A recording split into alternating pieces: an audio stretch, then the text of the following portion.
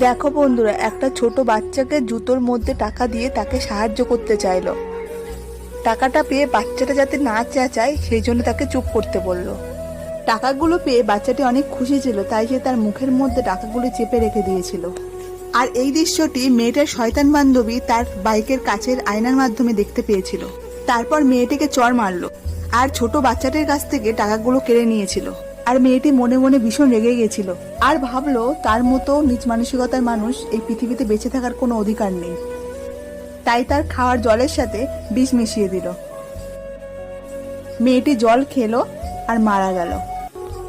তারপর সেই শয়তান বান্ধবীর পকেট থেকে টাকাগুলো নিয়ে সেই ছোট্ট গরিব বাচ্চার কাছে মেয়েটি আবার গেল, তাকে জড়িয়ে ধরলো আর তাকে লুকিয়ে তার পিছনের টাকাগুলো আবার সে দিয়ে দিল।